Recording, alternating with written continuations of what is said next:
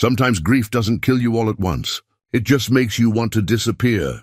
After losing his wife, 55-year-old Anders Voss moved into his grandfather's abandoned house deep in a bamboo forest, hoping to spend his remaining years alone. He went there to fix broken boards and forget. But the house had secrets. Hidden beneath the floorboards were old love letters. Behind a sealed attic door was a family truth buried for 60 years. The more Anders uncovered, the more he realized his grandfather hadn't just left this place.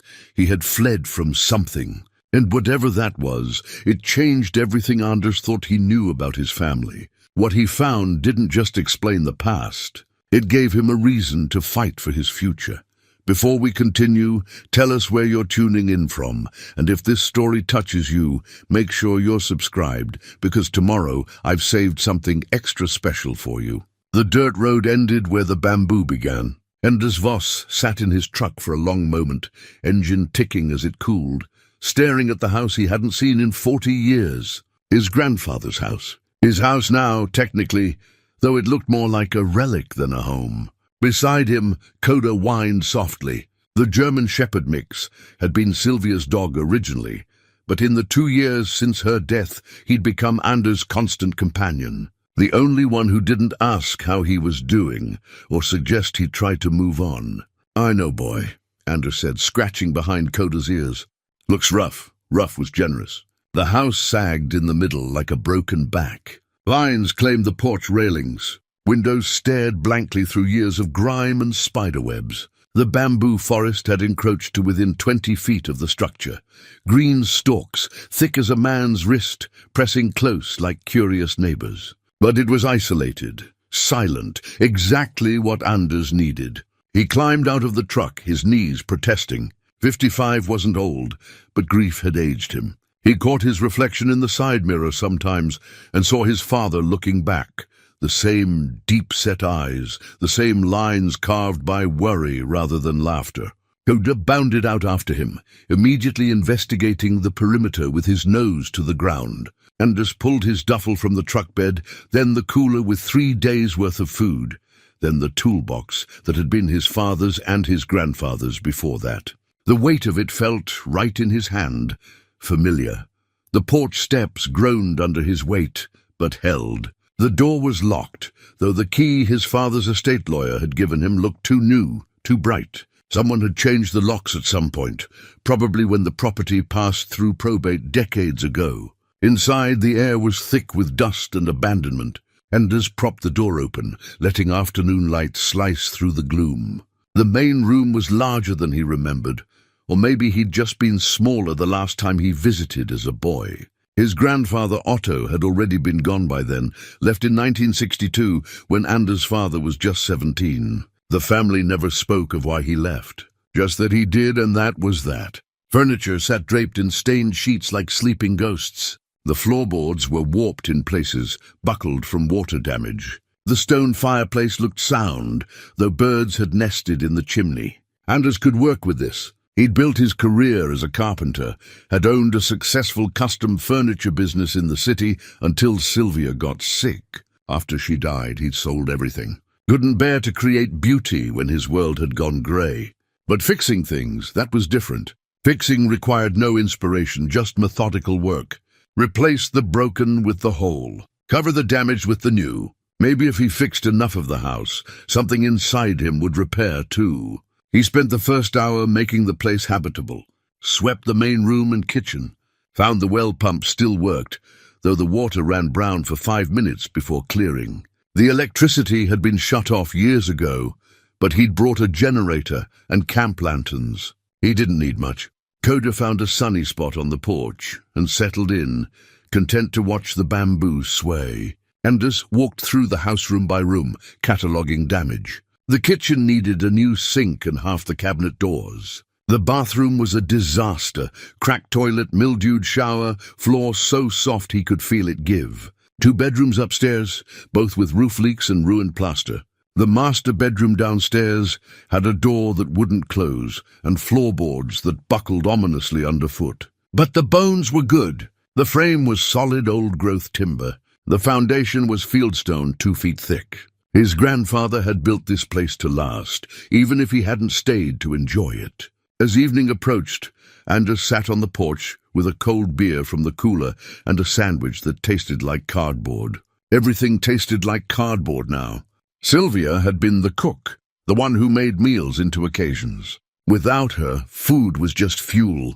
He pulled her journal from his jacket pocket, worn brown leather, pages softened by her touch. She'd kept it through her illness, writing less and less as the cancer spread. He'd found it on her bedside table the day she died, and he'd carried it everywhere since. But he'd never opened it. Couldn't bear to see her handwriting, to hear her voice in his head when he could no longer hear it in the world. The bamboo rustled in the wind, a sound like rain on water. In the fading light, the forest felt alive, watching. Anders imagined his grandfather standing here 60 years ago, looking at these same stalks, making the decision to leave. What drove a man to abandon everything? Otto had a wife, a son, a trade, and he'd walked away from all of it. The family story was that he'd gone west looking for work. Died somewhere in Nevada in the 70s alone. But there were gaps in that story, spaces where the truth should have been. Anders' father had never spoken of Otto without bitterness in his voice. A man who leaves is a man who fails. That was the family creed. And now here Anders was, having left his own children. Not physically maybe, but in every way that mattered. After Sylvia's funeral, he'd stopped answering their calls, stopped showing up for Sunday dinners, stopped pretending he knew how to be a father when he could barely remember how to be human.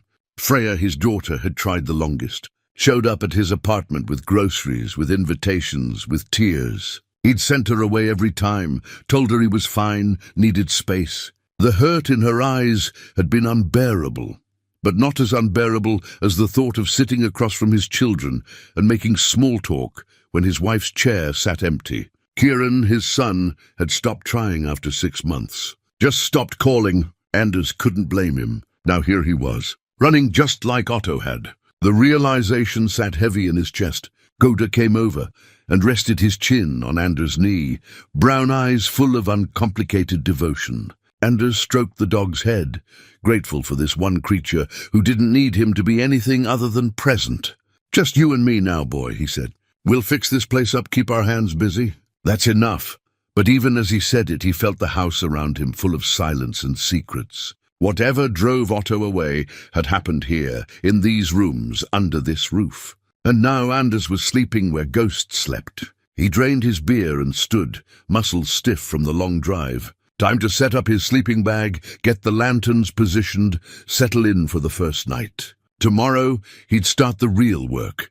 The endless, methodical work of restoration that would fill his days and maybe, if he was lucky, empty his mind of everything that hurt. As he walked inside, he glanced back at the bamboo forest. In the twilight, it looked like a wall of shadows, dense and impenetrable. Beyond it somewhere was the world he'd left behind. His children, his former life. The grave, where Sylvia lay beneath a headstone that read, "Beloved wife and mother." He closed the door on all of it and turned to face the dim interior of his grandfather's house. His house, his hermitage, his last chance to figure out how to live with the weight of loss without being crushed by it. The floorboards creaked under his feet. Somewhere in the walls, something skittered. Mice, probably, or rats. The house settling, making the sounds old houses make. Or maybe it was just the past, restless and unquiet, waiting to be discovered. The first week passed in a blur of physical labor. Anders attacked the house with something close to fury, ripping out rotted wood, hauling debris, scrubbing decades of grime from surfaces that hadn't seen daylight in years. His hands blistered, then calloused. His back ached. He fell asleep each night too exhausted to dream. It was exactly what he needed. By day 8, he'd worked his way to the master bedroom. The buckled floorboards couldn't be ignored any longer. Someone could fall through if the rot went deep enough. He started in the corner by the window, prying up boards to assess the joists beneath. The third board came up with a splintering crack, and something fell into the space below. Anders peered into the gap. The morning light caught the edge of something that wasn't wood or insulation. He reached down carefully, mindful of nails and splinters. and pulled out a bundle wrapped in oilcloth. His heart kicked unexpectedly. The oilcloth was brittle with age, but had protected its contents from moisture. He sat back on his heels and carefully unwrapped it. Letters, a stack of them tied with a faded blue ribbon. Beneath them, 3 photographs and a silver locket on a tarnished chain. Anders' hands trembled slightly as he lifted the first letter. The envelope was addressed to Otto Voss in feminine handwriting. No return address, but the postmark read Pinewood, 1960. He slid the letter out, thin paper, careful script. "My dearest Otto," it began. 3 days since I saw you, and already the hours feel like weeks. Lars left for the city this morning. I have the house to myself until Sunday. Can you come tomorrow? I need to feel your arms around me, to remember that this is real, that we are real, even when the world says we shouldn't be. Anders read it twice, the words not quite landing. Otto, his grandfather, having an affair? Otto, who'd been married to Helene, Anders' grandmother. He picked up another letter, this one dated 1961. The handwriting was the same, but the tone had shifted. Otto, I can't keep doing this. Meeting in secret, lying to everyone I know. Lars is suspicious. Yesterday he asked why I smile so much when I'm supposed to be at the market. I had no answer. But when I think of ending this, of never seeing you again, I can't breathe. What are we going to do? Anders spread the letters out on the floor, arranging them by date. There were 23 in total, spanning from 1958 to 1962. He read them in order, watching a love story unspool. Otto and a woman named Astrid Bergman, meeting in secret, falling impossibly in love despite Otto's marriage and Astrid's own. The early letters were full of joy and longing. The later ones grew desperate. In the letter from October 1960, Astrid wrote, "I have news that changes everything. I'm carrying your child, Otto. I'm certain of it. Lars hasn't touched me in months. He'll know immediately it isn't his. What do we do? I'm terrified and overjoyed all at once." Anders sat back against the wall, the letter slack in his hands. His grandfather had gotten another woman pregnant. That meant somewhere out there, possibly, was family he'd never known about. He picked up the photographs. The first showed a young woman, dark-haired, delicate features, eyes that looked both sad and defiant. The second was Otto, younger than Anders had ever seen him, standing beside what looked like this very house. The third photograph stopped Anders cold. 3 people, Otto, the woman who must be Astrid, and another man. They stood together at what looked like a village festival, bunting visible in the background. Someone had written on the back in faded ink, "The 3 of us before everything changed." Summer 1960. The other man had his arm around Astrid's shoulders in a way that spoke of ownership more than affection. Lars probably. Astrid's husband. The last letter in the stack was dated November 1962, written in a rushed, almost illegible hand. "Otto, Lars knows about the baby. He came to the house tonight in a rage. He said terrible things, made threats against both of us, against the child. You have to stay away. If he sees you here, I don't know what he'll do. Please, my love, just stay away until his anger cools. I'll find a way to reach you when it's safe. Keep yourself safe. Keep our love safe. I'll wait forever if I have to." That was the last one. No resolution, no ending. Just Astrid begging Otto to stay away and then silence. Anders checked the dates again. Otto had left the house in December 1962, according to family law. 1 month after this letter, he picked up the silver locket, worked the catch open with his thumbnail. Inside were 2 tiny photographs. One was Otto, young and serious. The other was a baby, newborn, swaddled in white. Anders sat in the dusty bedroom, surrounded by evidence of his grandfather's secret life, and felt something shift inside him. For 2 years he'd been numb, going through motions, existing but not living. Now, holding these letters, he felt curiosity stir. Questions crowded his mind. Who was Astrid Bergman? What happened to her? What happened to the child? Did Anders' father know about any of this? Did anyone? And why had these letters been hidden here, in the floorboards of the bedroom? Had Otto hidden them or Astrid? He stood, legs stiff from sitting on the hard floor, and walked to the window. The bamboo forest swayed beyond the glass, indifferent to human drama. Somewhere out there was the village of Pinewood, where these people had lived and loved and made choices that rippled forward through time. Anders pulled his phone from his pocket and looked at the screen. 2 missed calls from Freya. She called every few days now, leaving messages he never returned. "Dad, please just let me know you're okay. That's all I need. Just a text. Just something." He thought about calling her now, telling her what he'd found. But what would he say? "Your great-grandfather had a secret affair, and possibly a secret child. And I found love letters in the floor." It sounded insane.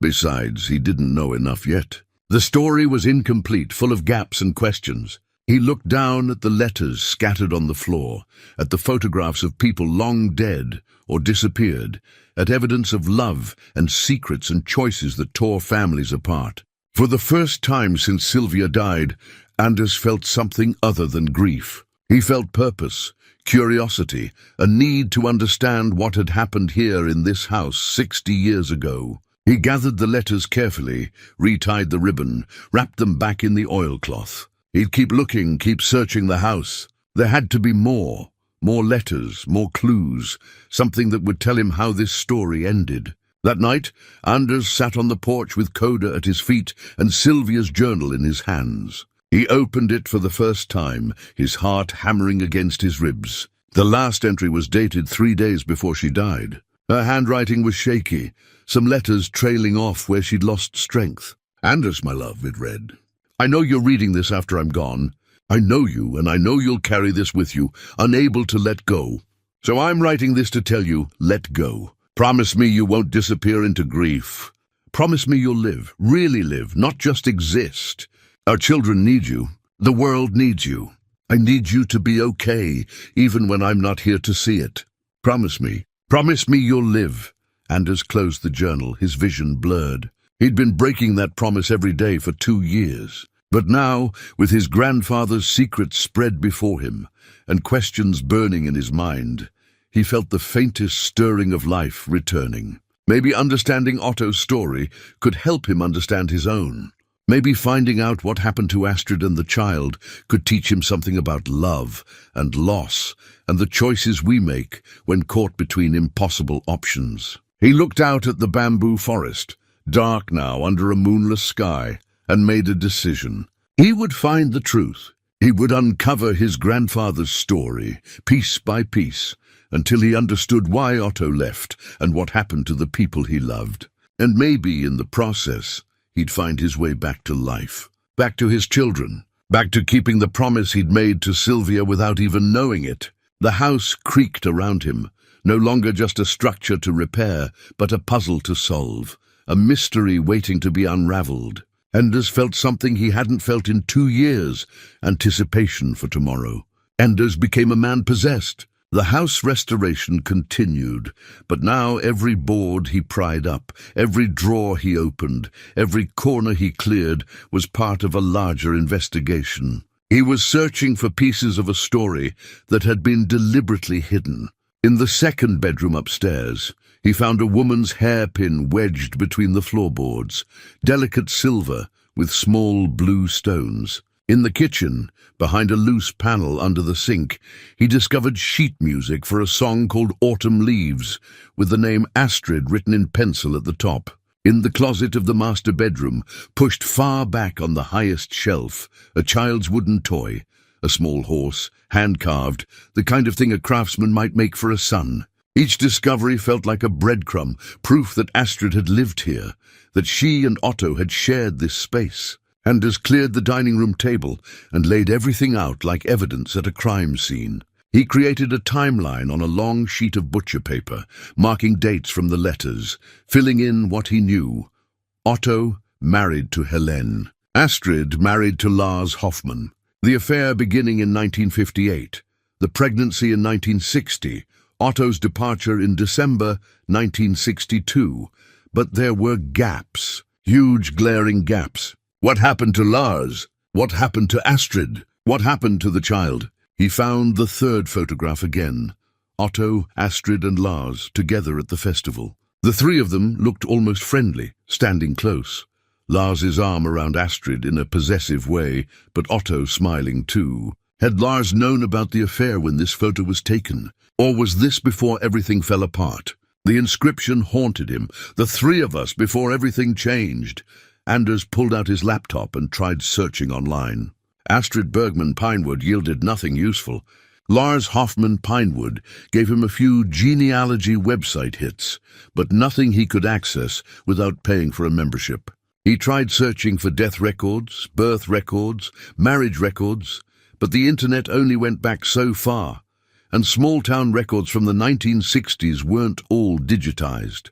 He needed to go to Pinewood, talk to people who might remember, check physical records at the village hall or county office. The thought of leaving the house, of engaging with the outside world, made his chest tight. He'd come here to hide, to be alone.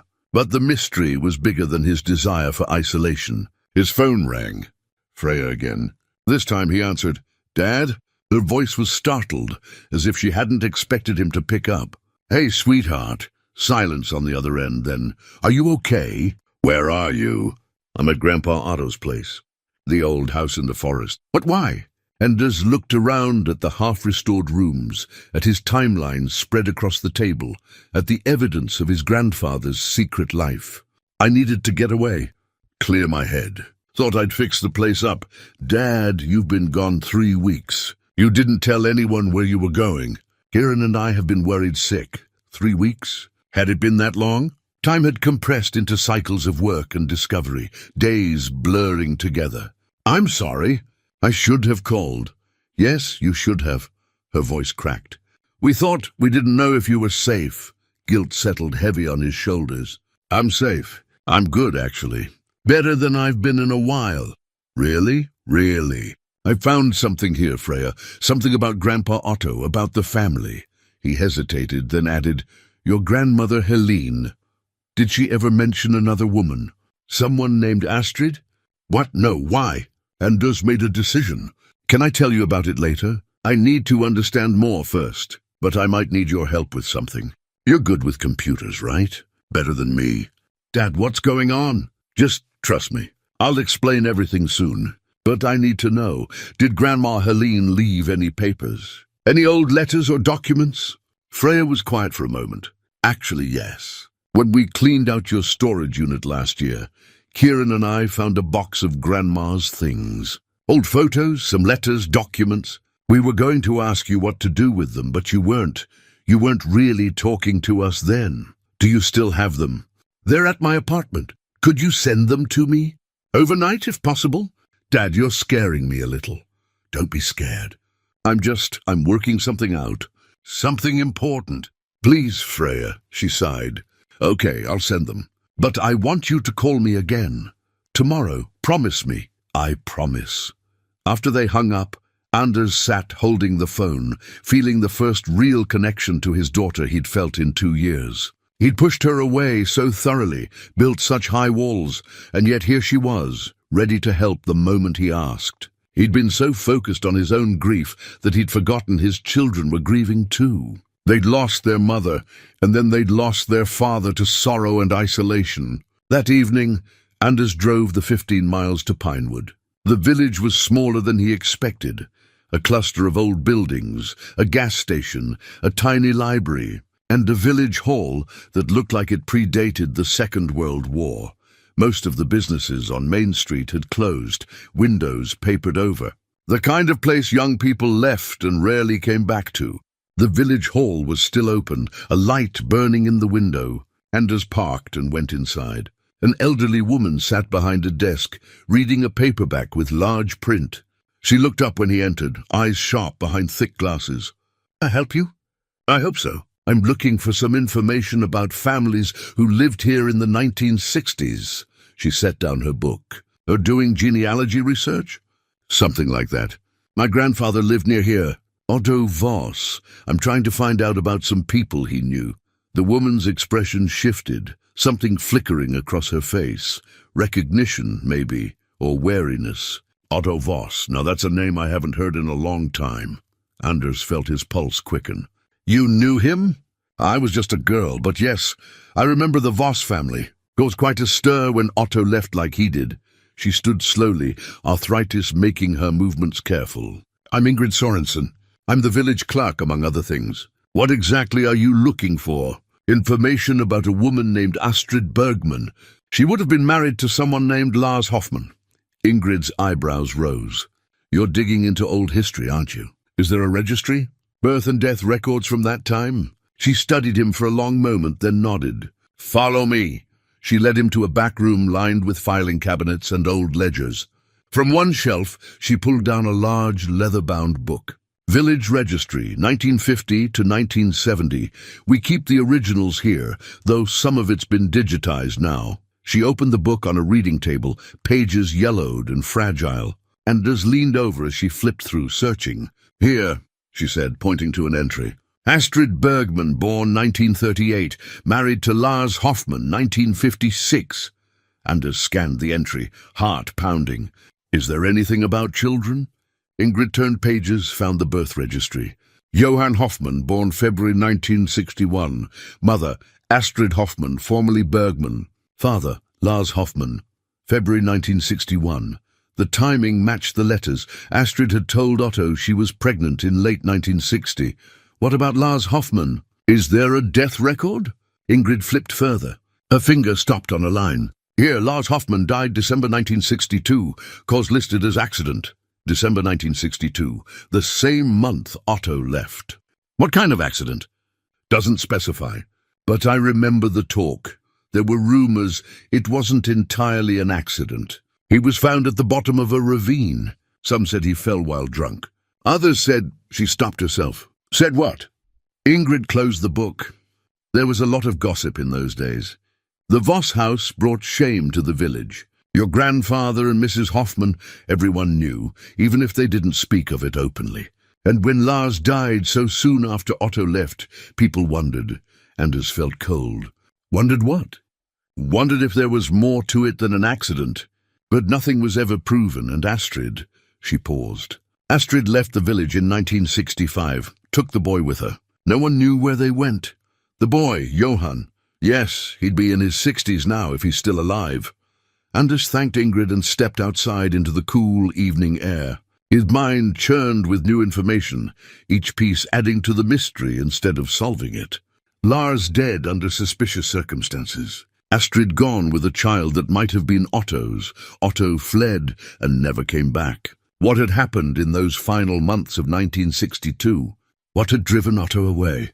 And where had Astrid gone? He drove back to the house as the sun set, painting the bamboo forest gold and amber. When he arrived, Koda greeted him with enthusiasm, and Anders sat on the porch steps, scratching the dog's ears, trying to make sense of it all. His phone buzzed. A text from Freya, package shipped.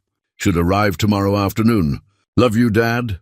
Anders stared at those last 3 words. When was the last time he'd told his children he loved them? Before Sylvia died, certainly. Maybe at the funeral. Not since. He typed back, love you too, sweetheart. Thank you.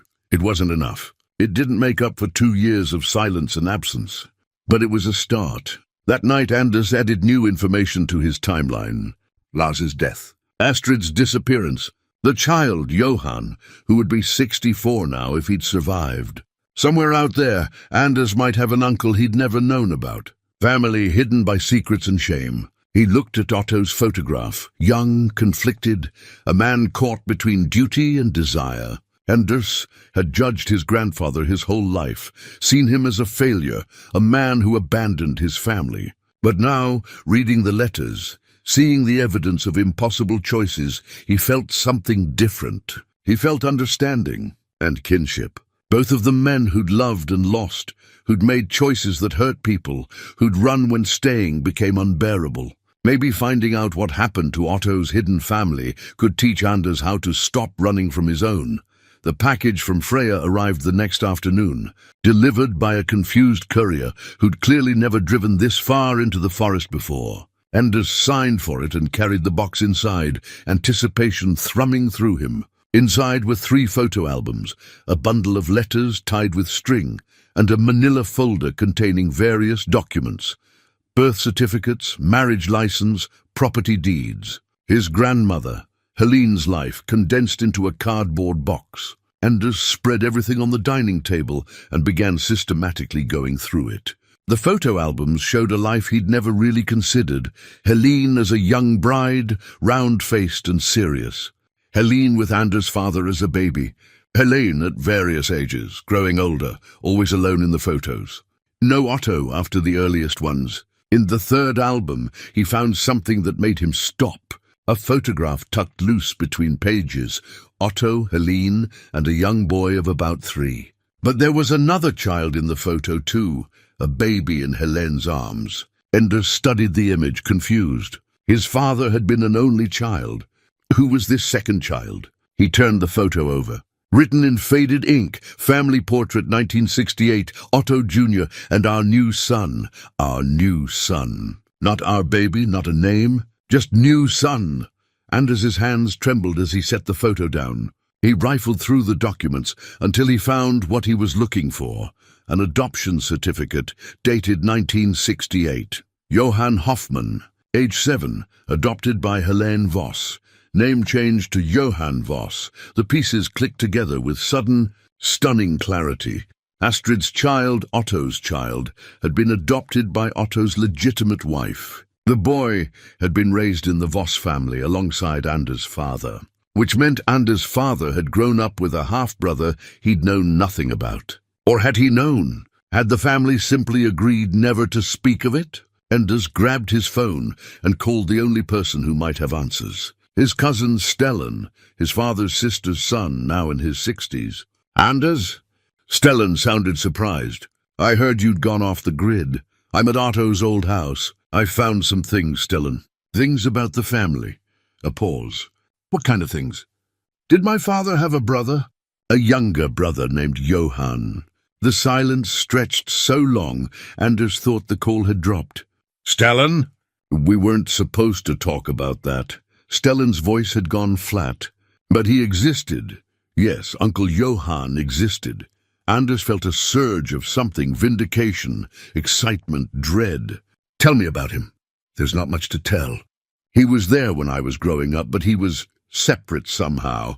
Like he was part of the family, but not really part of it. The adults treated him differently, politely, but with distance. I remember asking my mother once why Uncle Johann seemed sad all the time, and she told me never to bring it up again. Did anyone ever explain where he came from? Not really. There were whispers, things I overheard when the adults thought we kids weren't listening. Something about a scandal. About Otto and another woman. But your grandmother Helene took the boy in, raised him as her own. I always thought that was decent of her, considering. Considering what? Considering the boy was proof of her husband's betrayal. Anders absorbed this. Helene abandoned by her husband, raising the child of his affair. The courage or cruelty of it. He couldn't decide which it was. Where is Johann now? I don't know.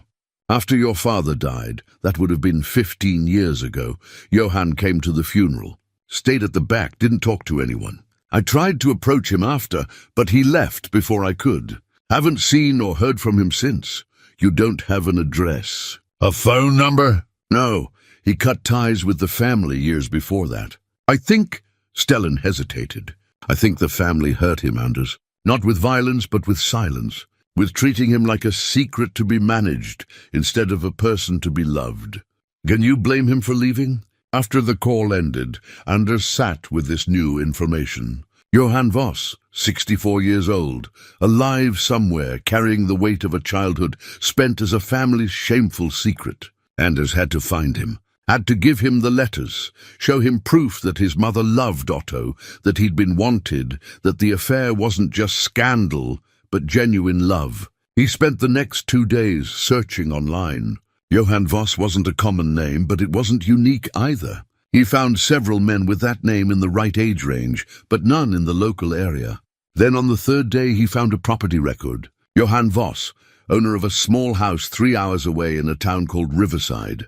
The age matched. The timing of purchase matched.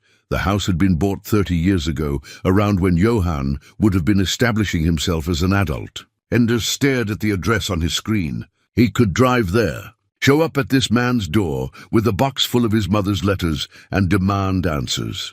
But what right did he have? Johann had escaped the family once. Maybe he didn't want to be found. While Anders wrestled with this decision, his phone rang. Kieran.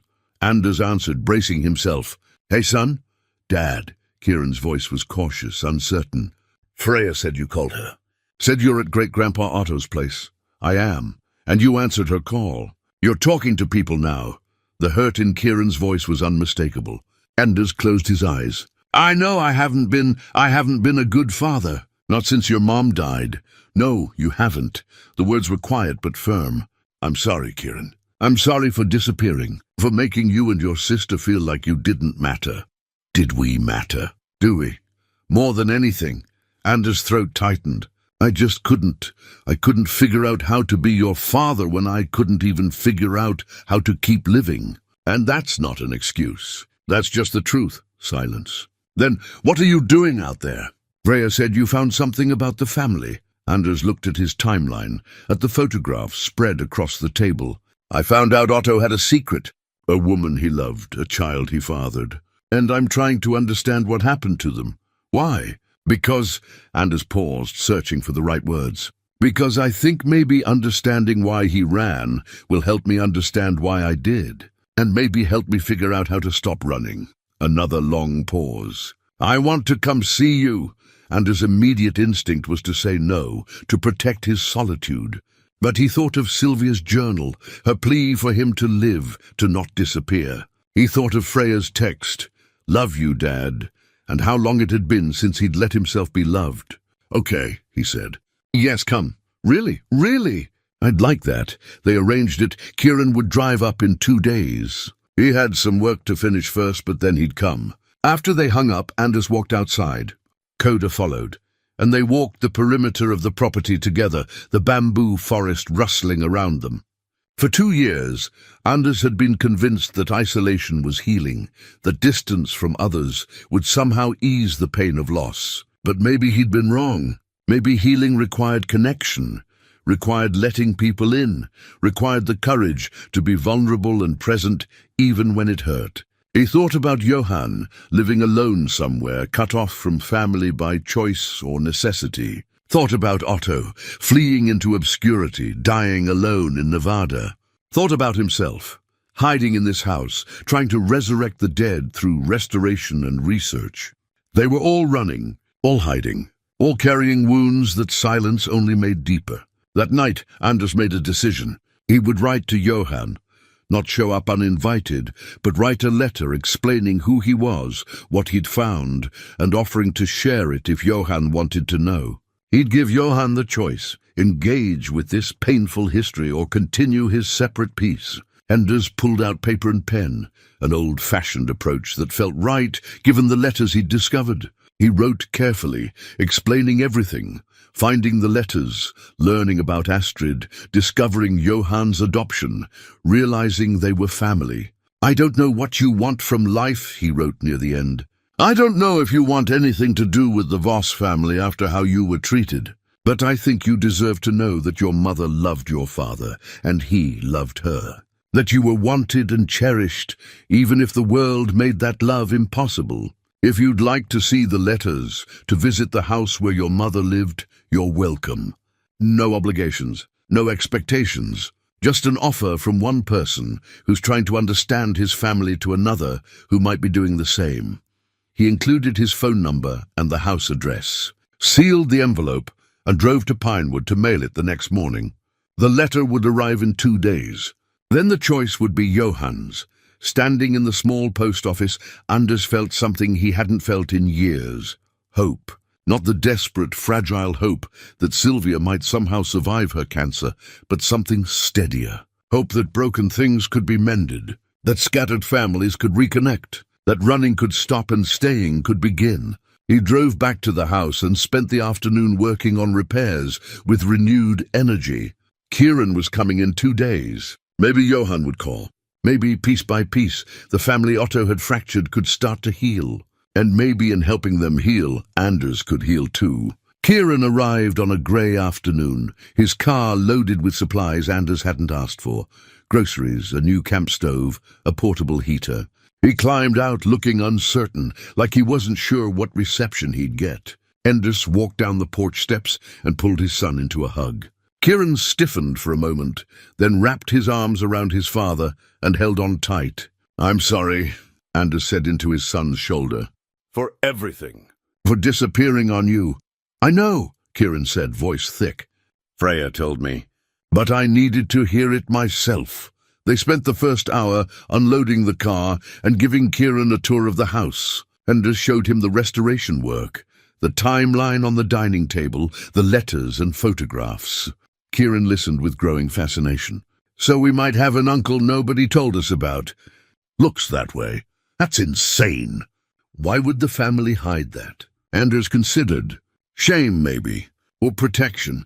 I don't know if keeping it secret helped Johan or hurt him. They worked together that afternoon, Anders teaching Kieran how to replace rotted window frames. The work was companionable, easy, their hands occupied while conversation flowed. Kieran talked about his job.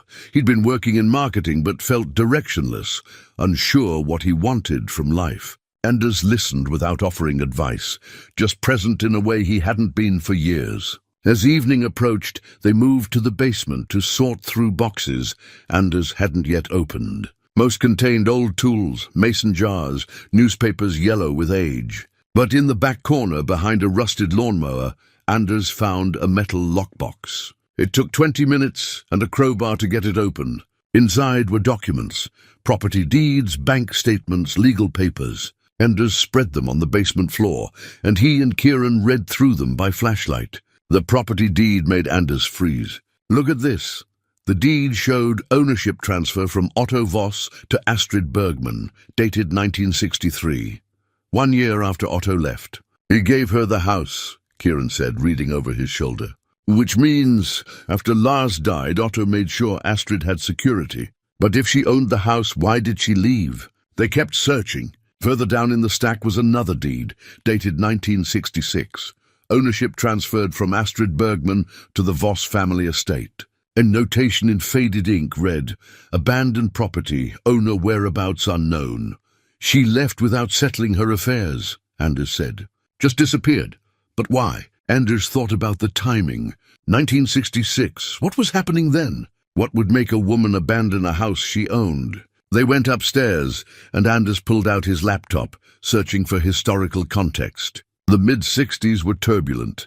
Social upheaval, changing attitudes, but also fear and judgment for anyone outside conventional norms. "She was already marked by scandal," Anders said, thinking aloud. "A widow with a child everyone knew wasn't her husband's. Maybe she faced threats. Maybe the judgment became unbearable. So she ran, taking Johan with her. And then what? Why did Grandma Helene end up with him? That was the question. The adoption was in 1968, 2 years after Astrid left. What happened in those 2 years? They spent the evening theorizing, building possible scenarios. Maybe Astrid got sick. Maybe she couldn't provide for Johan alone. Maybe she made the impossible choice to give him to the Voss family, hoping Otto's wife would raise him better than she could in poverty and shame.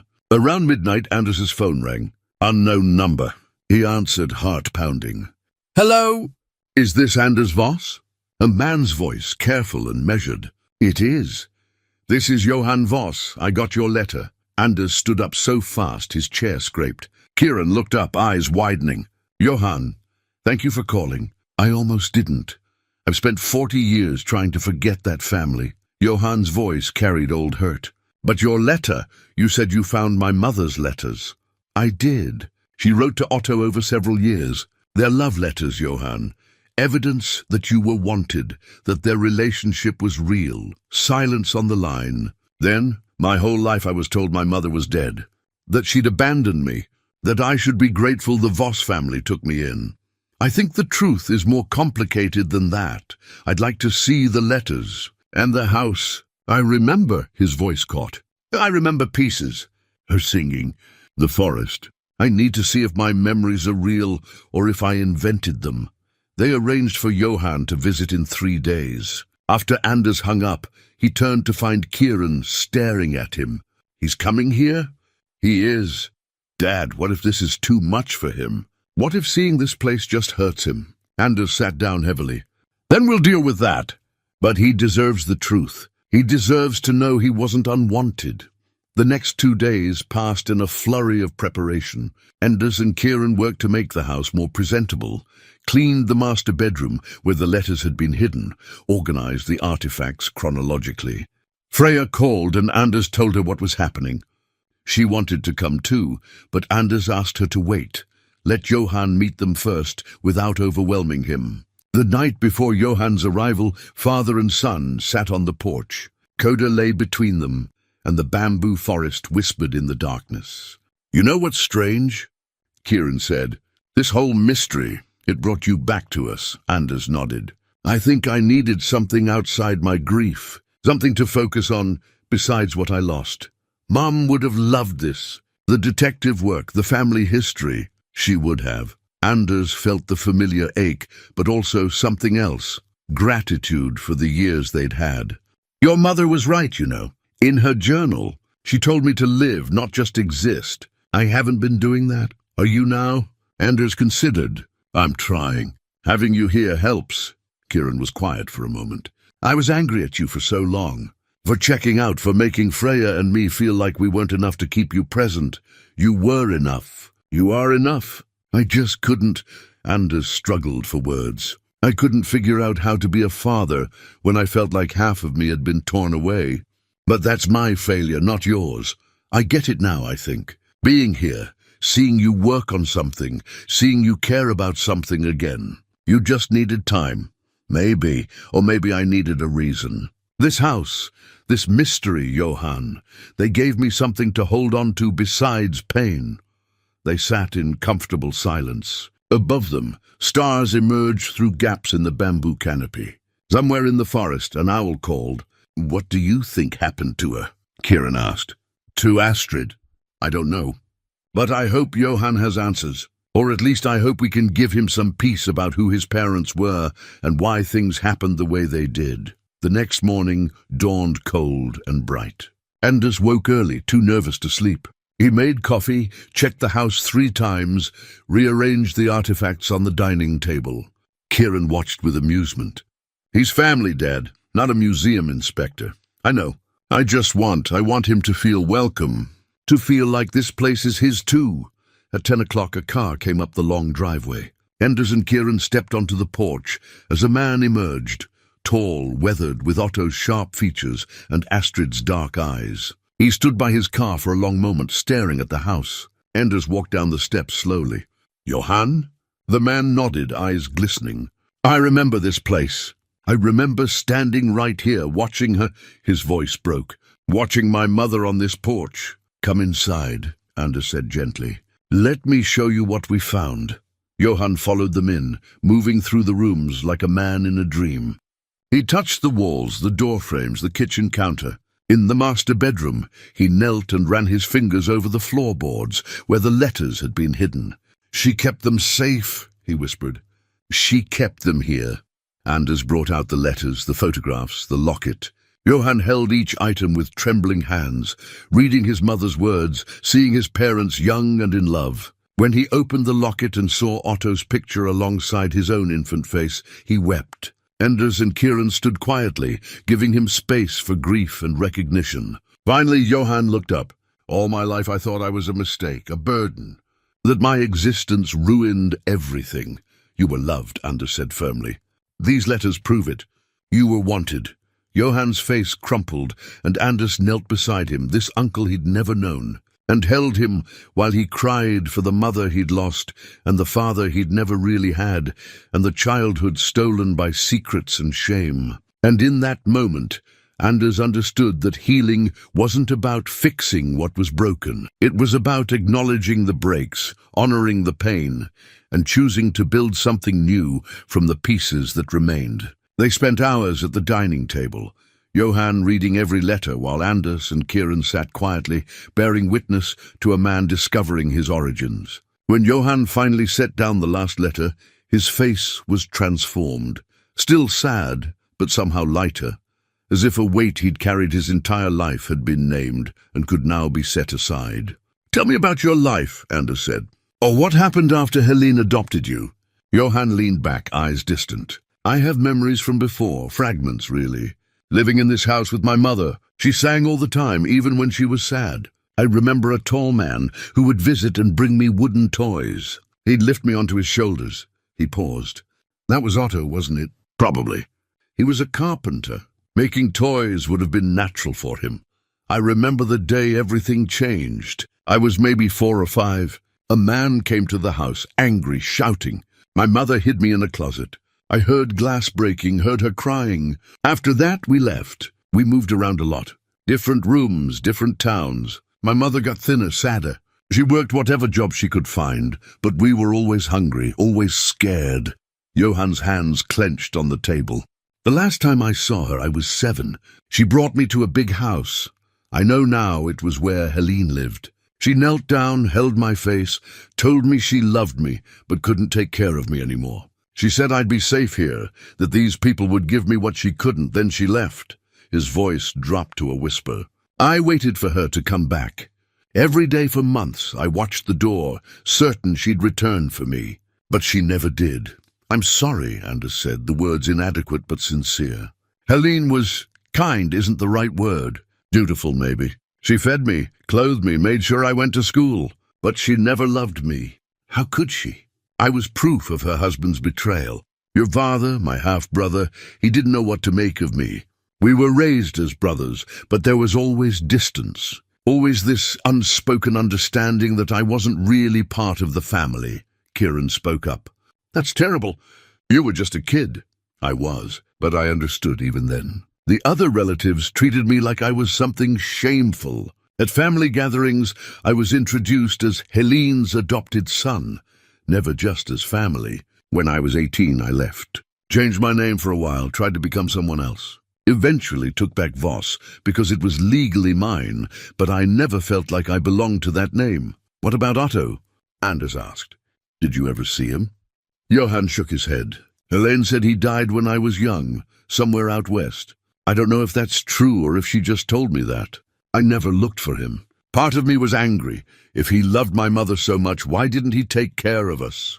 Why did he leave us to suffer? Anders pulled out Otto's sealed letter, the one addressed to my son, that had been meant for Anders' father, but never sent. I found this in the attic. It's Otto's confession. Maybe it'll help you understand. Johann took the letter carefully, unfolded the aged paper, and began to read. Anders watched his face shift as he processed Otto's words. The anguish over loving 2 women, the impossible choice between 2 sons, the hope that leaving would protect everyone. He was a coward, Johann said when he finished, but there was less anger in his voice than resignation. He loved my mother, but not enough to fight for her. Not enough to acknowledge me publicly. Maybe, Anders said, or maybe he was just human, caught between duty and desire in a time when there were no good options. Johann looked at him. You defend him? Not defend. Understand. I spent my whole life judging Otto for leaving, for abandoning his family. But I did the same thing. When my wife died, I abandoned my children emotionally.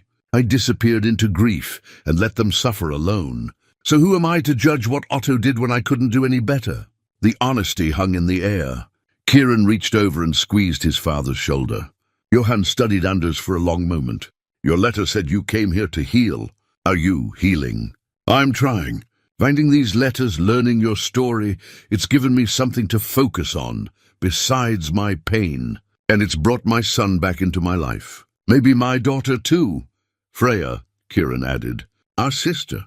She'd love to meet you. Johann looked uncertain. I don't know if I'm ready for more family. No pressure, Anders said quickly. You get to decide what kind of relationship you want with us, if any. But I want you to know you're welcome here. This house was your mother's. In a way, it's yours too. They spent the afternoon walking the property. Johann showed them where he remembered playing as a small child. A flat area near the bamboo forest, where his mother had spread blankets for picnics. They found the remnants of an old fire pit, stones still arranged in a circle, though overgrown with weeds. She'd make soup in a pot over the fire, Johann said, kneeling by the stones. She'd tell me stories about when she was young, about her dreams. I didn't understand half of it, but I loved hearing her voice. In the late afternoon, they went to the workshop Anders and Kieran had discovered. Johan stopped in the doorway, staring at the tools, the unfinished cradle. "He was making this for me," he said, touching the cradle's smooth wood. "We think so." It was never finished. Johan ran his hand along the carved details, delicate work, obviously done with love. "What happens to it now?"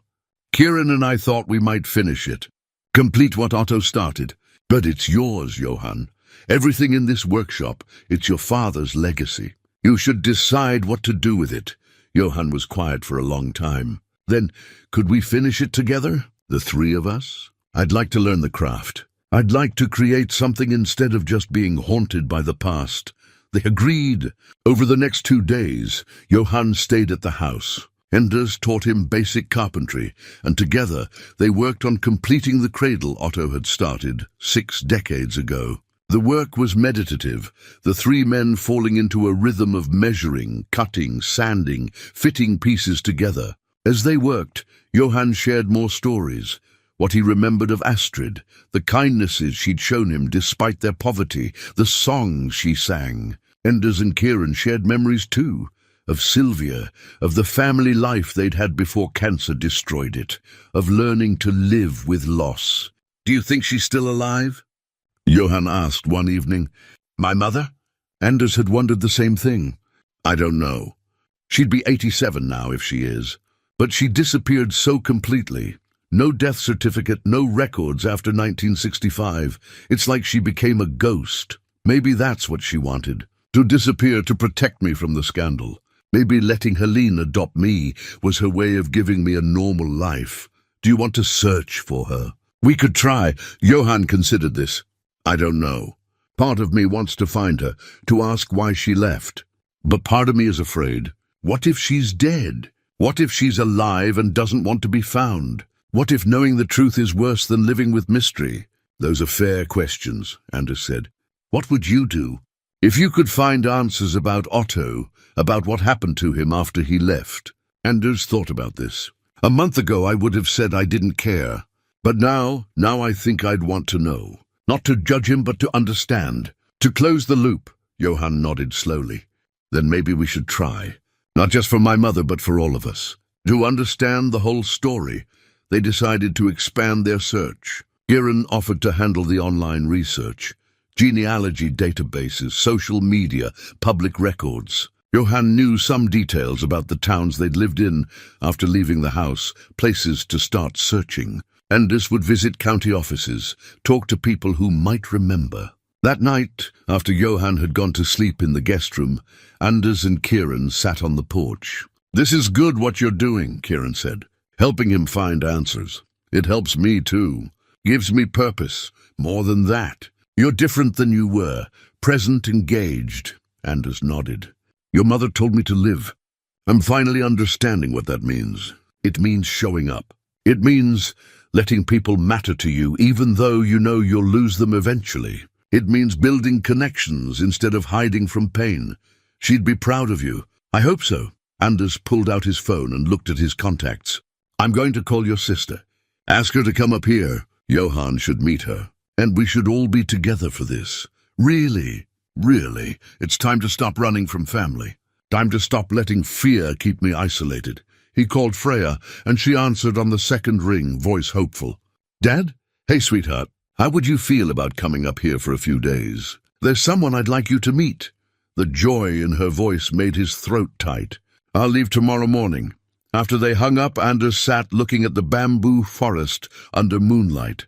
The house that had been a tomb for his grief was becoming something else, a place of connection, of family coming together, of secrets transformed into understanding. He wasn't healed.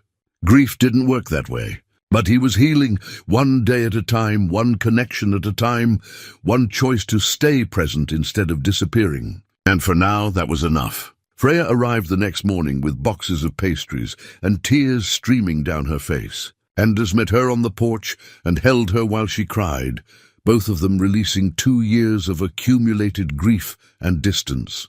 "I missed you so much," she said against his shoulder. "I missed you too.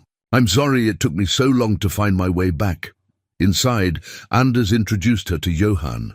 She studied him with open curiosity, seeing the family resemblance, the Voss bone structure, Otto's eyes. "You look like the photographs of great-grandpa," she said. "It's uncanny," Johann smiled slightly. "Genetics don't lie, even when families do." Over breakfast, they brought Freya up to speed on everything, the letters, the timeline, the mystery of Astrid's disappearance. She listened intently, asking questions, already thinking through research strategies. "I work with databases all day," she said. "Let me see what I can find." They set up a command center at the dining table, 3 laptops, printed records, maps marking the towns Johann remembered. Freya attacked the search with systematic precision, starting with the last known location where Johann remembered living with Astrid. "You said you were about 7 when she left you with Helene." "That was 1968, so before that, 1965 to 1968, you moved around. Do you remember town names?" Johann closed his eyes, thinking. "Millbrook. We stayed there for a while. And I remember a place called Fairhaven, near water." "Somewhere with a lot of churches," Freya typed rapidly. "Fairhaven. There are 3 towns with that name in the region. Let me check which has a waterfront." She pulled up maps, compared them. "This one? Small coastal town about 100 miles from here. That looks right," Johann said, peering at the screen. "I remember boats." "Okay, so if we assume she was moving to escape attention, she probably used different names. But vital records, births, deaths, marriages, those would be filed in the counties where they occurred." Freya navigated to a county records database. "This is going to take time, but we can search death certificates for women in the right age range." While Freya worked online, Anders and Kieran drove to the county office to search physical archives. They spent hours going through old records, finding nothing. But when they returned that evening, Freya's expression stopped them in the doorway. "I found something," she said quietly. "But you're not going to believe it." They gathered around her laptop. On the screen was an adoption certificate, not Johann's adoption by Helene, but another one. A child named Johann Hoffmann, age 7, adopted by Helene Voss in 1968. "We already knew that," Kieran said. "Look at what else is filed with it." Freya clicked to another document. The adoption required termination of parental rights, which means there should be a record of who gave up those rights. The document listed Astrid Bergman Hoffmann as deceased, same as Johann had been told. But there was a notation, a case number referencing a probate file. "I searched that case number," Freya continued. "The probate file was for settling Astrid's affairs after her death. But here's what's strange. Her death certificate lists the date as June 1968, cause of death as pneumonia. But there's no burial record, no grave, no funeral home records. What does that mean?" Johann asked, voice tight. "It might mean the death was falsified to enable the adoption." Or Freya pulled up another screen. "Or it means she died somewhere without proper documentation, and someone filed a delayed certificate later." Anders felt cold. "Can you trace where the death certificate was filed?" "Already did. It was filed in Fairhaven, the coastal town Johann remembered, by a doctor who practiced there in the 60s. Is the doctor still alive?"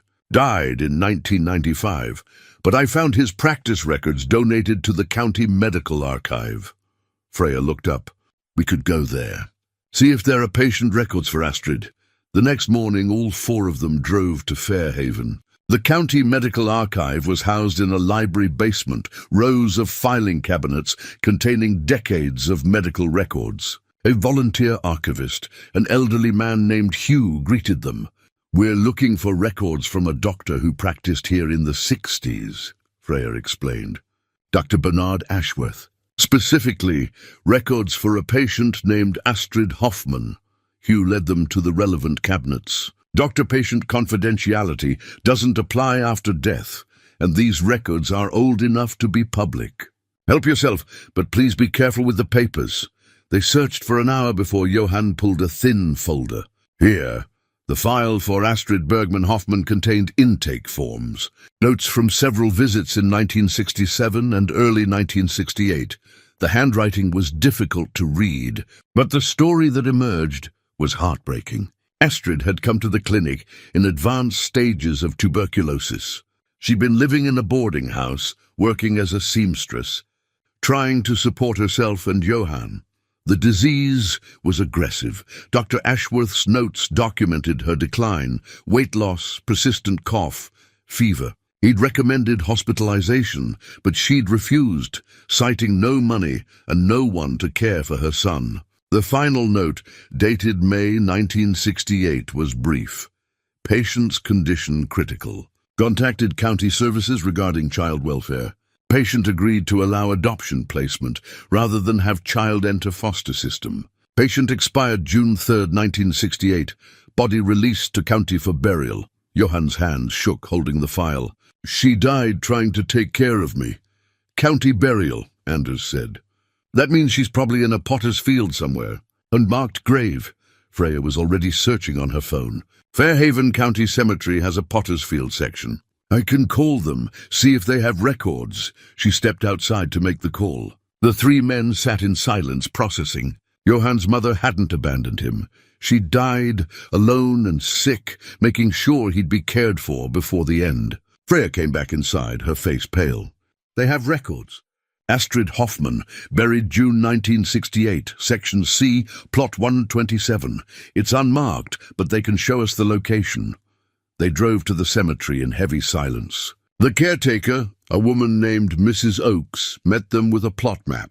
She led them to a section of the cemetery where grass grew over flat ground, with no headstones, just small metal markers with numbers. Here, she said gently, pointing to Plot 127. I'm sorry there's no marker. A lot of the indigent burials from that era have none. Johann knelt in the grass. His shoulders shook. Anders knelt beside him, and then Kieran and Freya joined them, the four of them creating a circle of family around a grave that had been forgotten for decades. She didn't leave me, Johann said through tears. She was dying and she made sure I'd be safe. She loved you, Freya said softly. Everything she did was to protect you.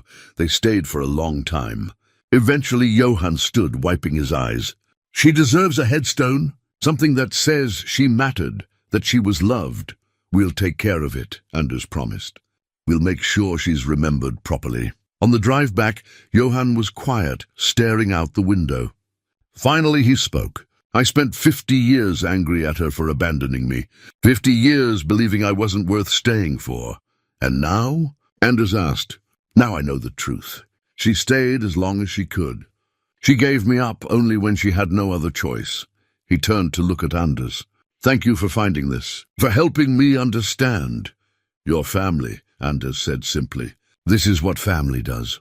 That evening, back at the house, they held an impromptu memorial. They lit candles, shared what they knew of Astrid from the letters and Johann's memories, and toasted to a woman who'd loved impossibly and paid for it with everything. To Astrid, Anders said, raising his glass. May she finally rest in peace, knowing her son knows the truth. To my mother, Johann added, voice breaking, who loved me enough to let me go. Later, Anders stood alone on the porch.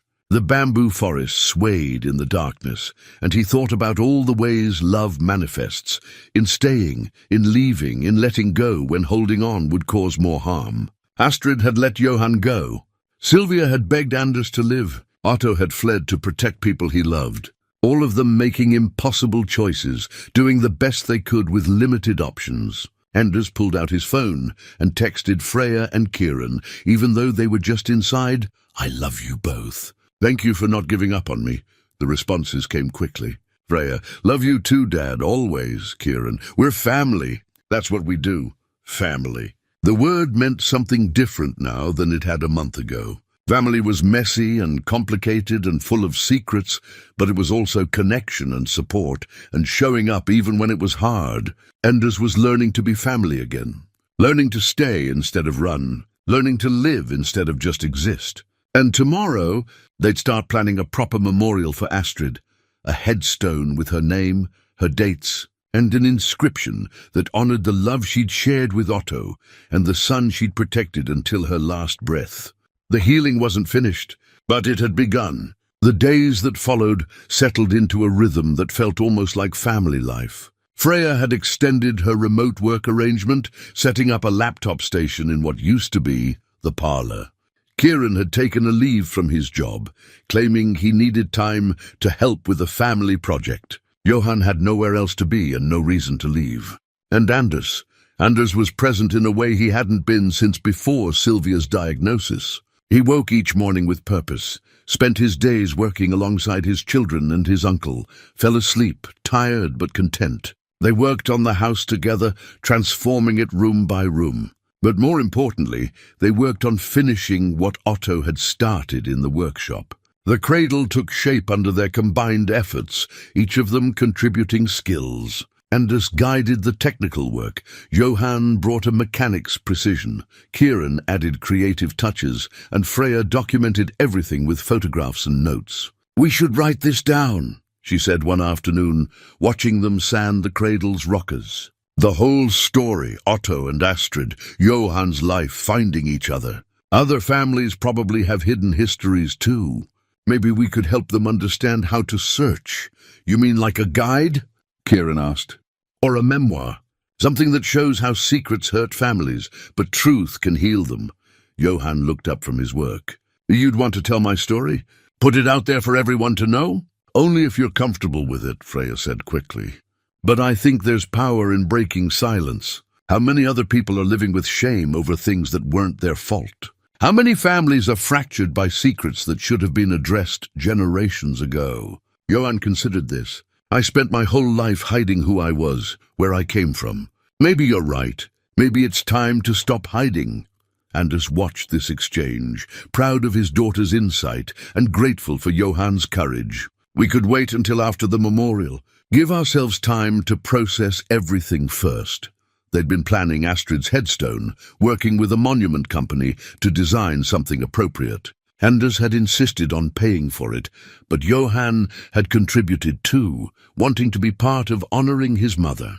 The inscription they'd chosen was simple but meaningful. Astrid Bergman Hoffman, 1938-1968, beloved mother. Her love endures. The memorial service was scheduled for the following week. They'd invited the few remaining family members, cousin Stellan and his children, some distant relatives who'd known Helene. Anders had even reached out to Ingrid from the village archives and Gustav Lindgren, the elderly man who'd known Otto and Astrid. Do you think people will come? Johan asked nervously. Some will, Anders said, and those who do will hear the truth. No more secrets, no more shame. As the day of the memorial approached, Anders found himself thinking more about Otto. They'd learned what happened to Astrid, but Otto's end remained murky. Family law said he died alone in Nevada in the 70s, but there were no records, no grave, nothing to verify it. One evening, Anders brought this up with Johan. Did Helene ever tell you anything specific about Otto's death? Just that he died out west? She didn't seem to know much, or maybe she didn't want to share. Why, I'm wondering if we should try to find out. Close that loop too. Johan nodded slowly. I've been thinking the same thing. He's my father. I never knew him, but now that I know the truth about him and my mother, I'd like to know where he ended up. What happened to him? Freya overheard and joined them. I can search death records in Nevada. Do we have any idea what year? Sometime in the 70s, supposedly. Could be anywhere in that decade. That's a lot of records, but I can narrow it by age range and the name Voss. She opened her laptop, already typing. Let me see what I can find. While Freya searched, the men returned to the workshop. They were nearly finished with the cradle, just final sanding and the application of protective finish remaining. Otto's unfinished work would finally be complete. What will we do with it when it's done? Kieran asked. Johan ran his hand over the smooth wood. I think it should stay here, in this house, as a reminder of what was started and what was finished. Of love that endured even when circumstances tried to destroy it. I like that, Anders said. The house was Otto and Astrid's place, even if they couldn't be here together. Now it can be a place where family gathers, where the past is honored instead of hidden. They worked in companionable silence, the rhythm of sanding meditative. Anders watched his son and his uncle work side by side and felt a surge of gratitude. A month ago, he'd been alone, drowning in grief. Now he was surrounded by family, connected and present. Later that night, Freya came to find them, her expression strange, not sad exactly, but thoughtful. "I found something." "About Otto?" They gathered around her laptop. She'd pulled up a death certificate from Reno, Nevada, dated 1979. Otto Voss, age 67, cause of death listed as heart failure. "There's more," Freya said. "I found an obituary." She clicked to a scanned newspaper page. The obituary was brief. Otto Voss, age 67, passed away at Mercy Hospital. He is survived by a son in California. Services private. "A son in California," Johan read.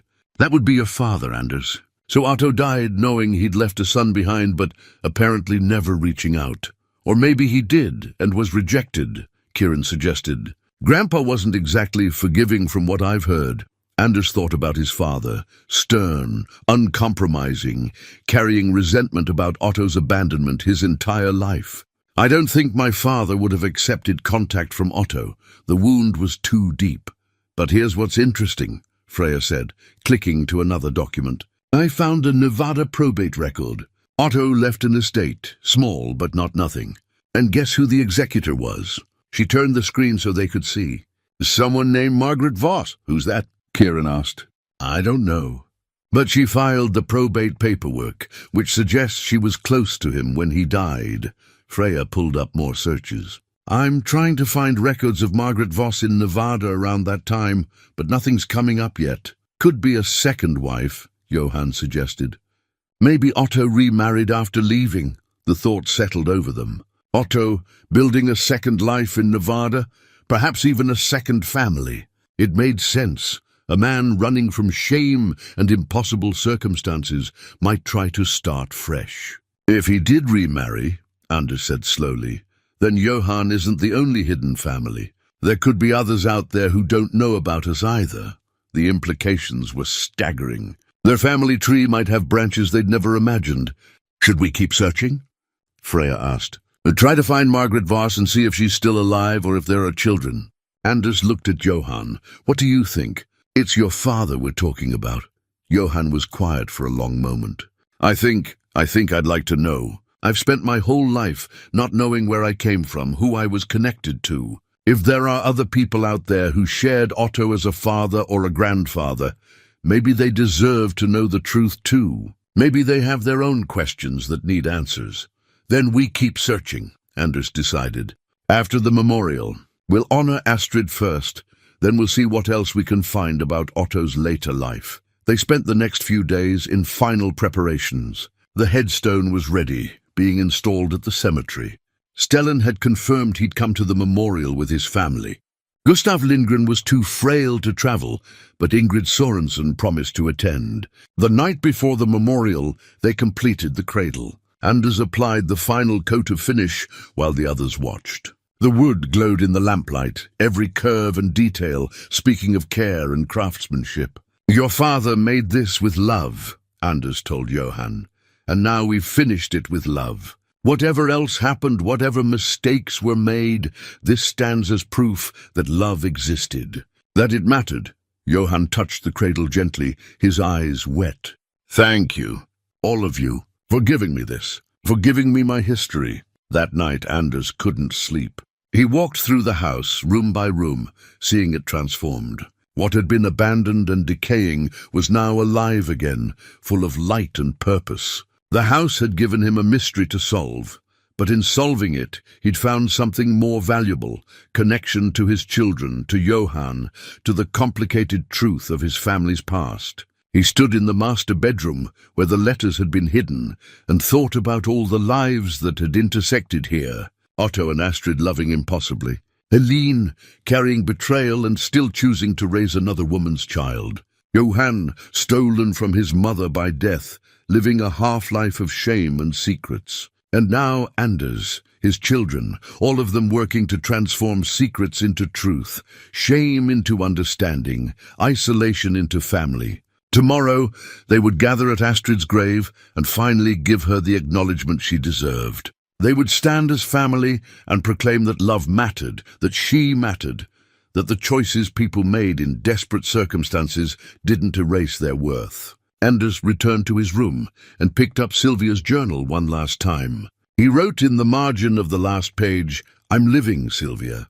I'm really living. Thank you for loving me enough to make me promise. Thank you for knowing I'd need that promise when I couldn't imagine needing anything again." He closed the journal and set it on the shelf beside Otto's tools. The past and present integrated at last.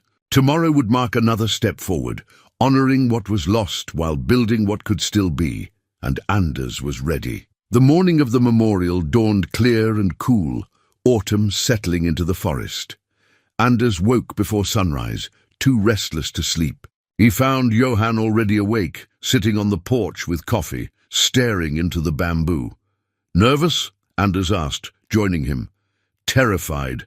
I'm about to stand in front of people and claim a mother I barely remember, acknowledge a father I never knew. What if I say the wrong thing? What if no one comes?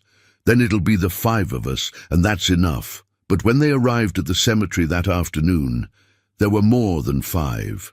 Stellan had brought his family, 3 adult children and their spouses. Ingrid Sorensen was there, leaning on a cane. A handful of elderly villagers Anders didn't recognize stood respectfully at a distance. Even the cemetery caretaker, Mrs. Oakes, had stayed to pay respects. The new headstone gleamed in the autumn sun, simple granite with clean lettering. Astrid's name, her dates, the words they'd chosen to remember her by. Anders stood with Freya on one side and Kieran on the other. Johan stood slightly apart, hands clenched at his sides. Anders reached over and gently took his uncle's arm, pulling him into their circle.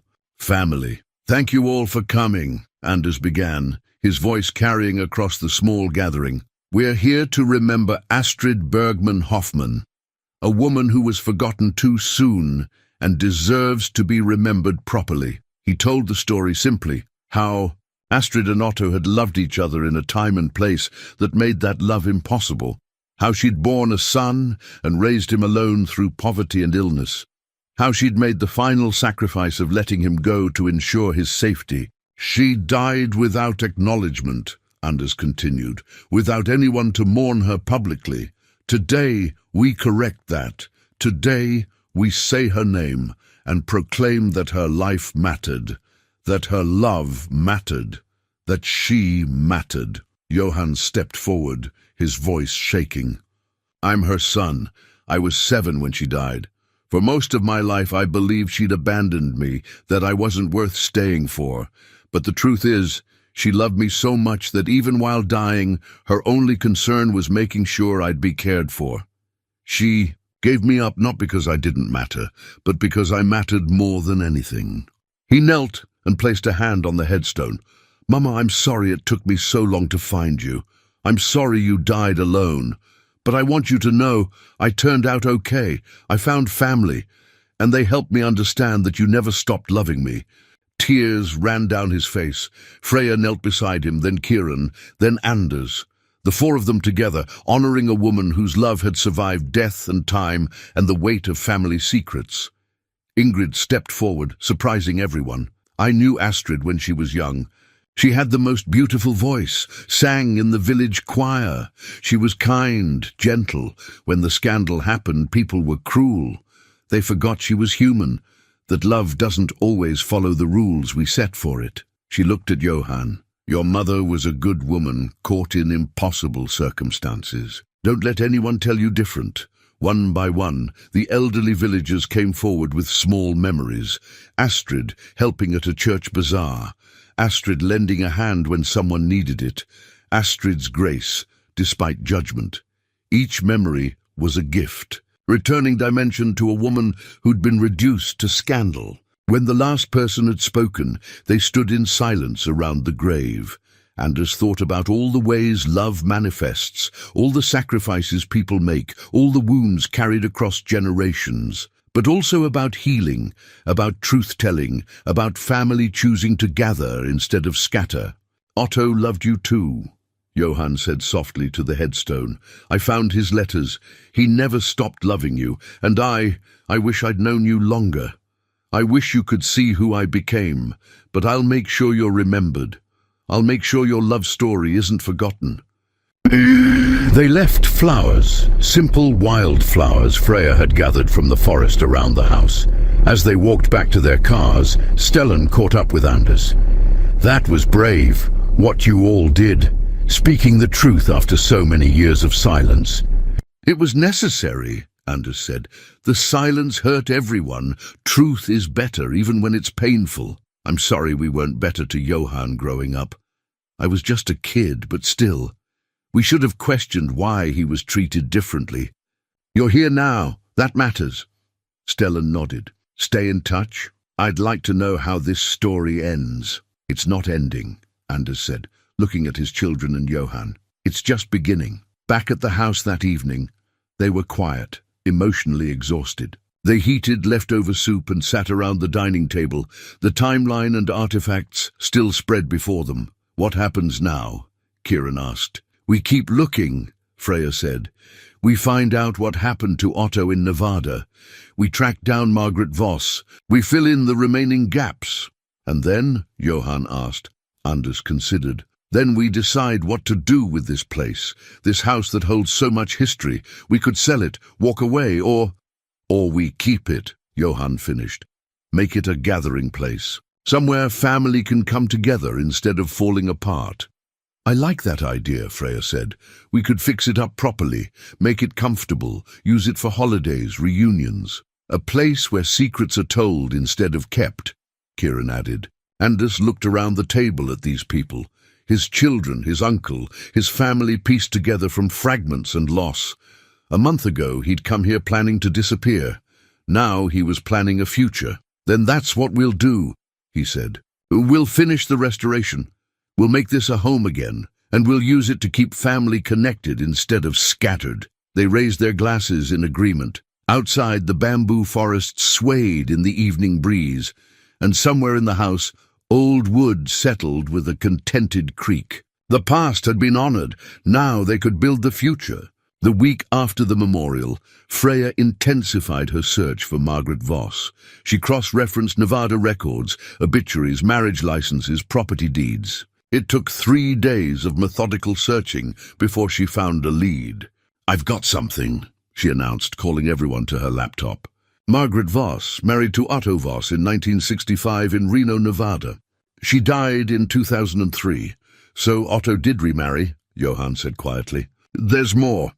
They had a daughter. Born in 1967, Freya pulled up a birth certificate. Her name was Sarah Voss, and she's still alive. I found her on social media." The room went silent. Anders stared at the screen showing a woman in her late 50s, smiling in a profile photo. His half-aunt, Johan's half-sister.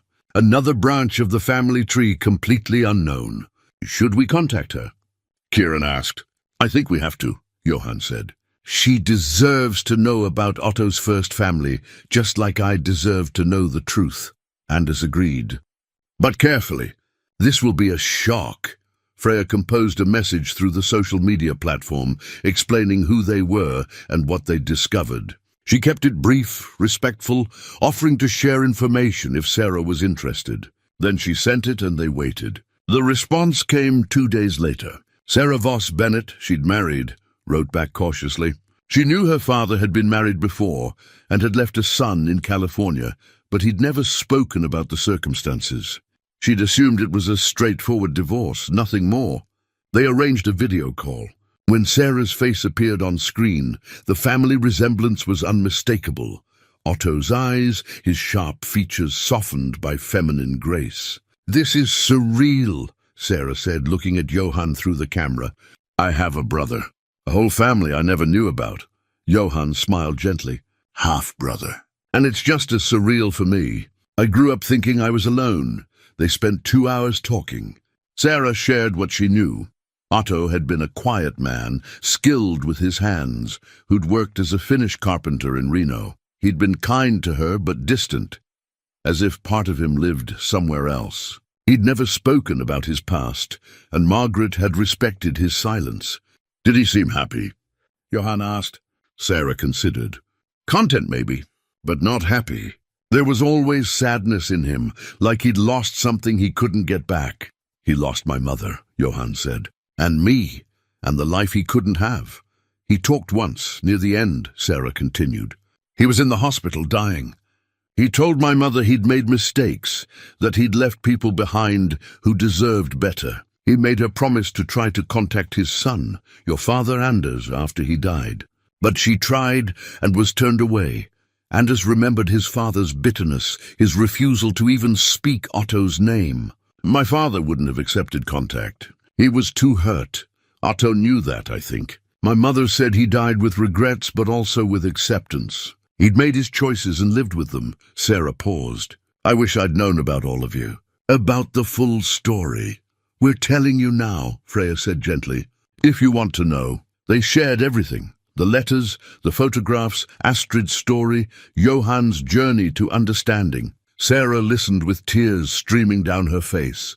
My father was more complicated than I knew, she said finally. He wasn't just a man who left one family. He was a man caught between impossible choices. I don't know if that makes it better or worse. It makes it human, Johann said. He loved my mother but couldn't have her. He tried to protect everyone and ended up hurting everyone instead. But he loved. That counts for something. Sarah agreed to visit. She wanted to see the house, meet everyone in person, stand where her father had stood all those years ago. When the call ended, Anders felt both drained and complete. The mystery was solved. Otto had fled to Nevada, remarried, started over. He'd lived a quiet life, carried his regrets, died with unresolved wounds. But he'd also been remembered by a daughter who loved him, even if she hadn't known his whole story. We should put together a family tree, Freya suggested. A real one with everyone included. All the branches, all the secrets revealed. Over the next few days, they worked on it together, a large chart showing Otto's marriages, his children, the connections spreading out through generations. No more hidden branches, no more forgotten family members. When Sarah arrived a week later, they showed her everything. She walked through the house with wonder, touching the same walls Otto had built, standing in the workshop where he'd created furniture and toys. She held the letters between Otto and Astrid, reading them with tears. He really loved her, Sarah said. My mother was good to him, but this was different. This was the love of his life. Johann showed her the completed cradle. He started this for me. We finished it together, your family and mine. Sarah ran her hand over the smooth wood. It's beautiful. He would have been glad to know you finished it. That evening, they gathered on the porch, Anders, Freya, Kieran, Johann, and Sarah. 5 people connected by one man's complicated life, by love and loss and the secrets that families keep. What do we do now? Sarah asked. Now that we know everything? We stay connected, Anders said. We don't let another generation grow up not knowing their family. We break the cycle of secrets and silence. They agreed. They would stay in touch, visit regularly. Make sure the next generation knew the full story, the mistakes and the love, the running and the staying, the pain and the healing. As night fell over the bamboo forest, Anders felt something he hadn't felt in years. Not just hope, but peace. The story was complete. The family was whole, or as whole as it could be after so much loss. And that was enough. 6 months had passed since Anders first arrived at the forest house, alone and drowning in grief. Now, as he stood on the porch watching cars pull up the driveway, he barely recognized the man he'd been. The house was ready, fully restored, windows gleaming, fresh paint on the siding, the porch solid under his feet. But more than that, it was alive. Today marked the first official family gathering, a reunion, bringing together all the scattered branches of the Voss family. Stellan arrived first with his children and grandchildren, then Sarah with her husband and 2 adult sons. Freya had driven up yesterday with her partner, the relationship growing serious. Kieran had moved to a town nearby, visiting several times a week to help with the final restoration work. And Johann had sold his house in Riverside and built a small cottage on the property just beyond the bamboo forest. He and Anders ran a custom woodworking business together now, creating furniture pieces that honored traditional craftsmanship. The workshop Otto had abandoned was full of life again, sawdust and creativity and the satisfaction of building beautiful things. Anders walked through the house, checking last-minute details. In the master bedroom, the cradle sat in the corner, a monument to love and completion. On the walls hung photographs: Otto and Astrid, Helene and Otto, Johann as a child, Sarah with her father. No more hidden faces. Everyone acknowledged, everyone remembered. The dining room table had been extended to accommodate everyone. Freya had suggested they cook from Astrid's recipe book, recipes Johann barely remembered, but that tasted like childhood when he tried them. The kitchen smelled of roasting meat and herbs, of bread baking, of family gathering. "You did it," a voice said behind him. Anders turned to find Johann in the doorway. His uncle looked different now, lighter, the perpetual sadness that had shadowed him replaced by something that looked like belonging. "We did it," Anders corrected. "All of us together. Your wife would be proud. You kept your promise to her." Anders thought of Sylvia, of her journal's final plea. "I hope so. I'm living again, really living, not just going through motions." People began arriving in earnest. Children ran through the house, exploring rooms and climbing the bamboo grove under careful supervision. Adults gathered in clusters, sharing stories, filling in family history. There was laughter, tears, the comfortable chaos of family reconnecting. During dinner, Anders stood to speak. The room quieted, all eyes on him. "Thank you for coming. 6 months ago, I came to this house planning to hide from the world. I'd lost my wife, pushed away my children, given up on life having any meaning. But this house had other plans." He gestured to the walls around them. "It held secrets, love letters, hidden histories, evidence of a complicated past. In uncovering those secrets, I found more than I expected. I found family I didn't know existed. I found purpose. And I found my way back to the children I'd abandoned in my grief." He looked at Freya and Kieran, his voice thick with emotion. "I'm sorry it took me so long. I'm sorry you had to watch me disappear. But I'm here now. I'm staying. And I promise to be the father you deserve." Freya wiped her eyes. Kieran nodded, acceptance clear on his face. Anders continued. "This house represents something important. Otto and Astrid loved each other but couldn't be together. That love created Johann, and through Johann we found Sarah, and through all of this we found each other. Secrets fractured this family for generations. Today we choose truth. We choose connection. We choose to stay," he raised his glass, "to Otto and Astrid, who loved impossibly. To Helene, who showed grace we're still trying to understand. To my wife, Sylvia, who taught me that living means showing up even when it hurts. And to all of us, may we never let silence divide us again." To family, everyone echoed, glasses raised. After dinner, as evening settled over the forest, Anders found himself alone on the porch. Coda lay at his feet, grey now around the muzzle, but still faithful. The bamboo swayed in the breeze, making that sound like rain that had comforted Anders through his darkest nights. Johann joined him, settling into the chair beside him. "I've been thinking about forgiveness," Johann said. "For years I was angry at my mother for leaving me, at Otto for not claiming me, at the family for treating me like a secret. But anger is exhausting. And now that I know the truth, I understand they all did the best they could with impossible situations. Forgiveness is hard," Anders agreed, "but necessary. I forgive them. I forgive myself for all the years I spent bitter and isolated. And I'm grateful for you, for your children, for Sarah, for this second chance at family." Anders reached over and squeezed his uncle's shoulder. "I'm grateful too. You gave me a reason to keep going when I'd lost all reasons. You and your story, it saved my life." They sat in comfortable silence as the sun set through the bamboo. Inside, the house glowed with light and voices, with life and laughter and the messy, beautiful reality of family. Anders thought about the journey, from grief to curiosity to understanding to healing. The path hadn't been straight and the healing wasn't complete. He still missed Sylvia, with an ache that would never fully disappear. But the ache was bearable now, contained within a life that had meaning again. His phone buzzed. A text from Freya. "Come inside, Dad. Sarah's about to tell stories about Otto." Anders stood, Johann beside him. Together, they walked into the house, into the warmth and noise and connection, into family, into life. The forest house that had been a tomb for secrets was now a home for truth. And Anders Voss, who'd come here to disappear, had found his way back to everything that mattered. He was home,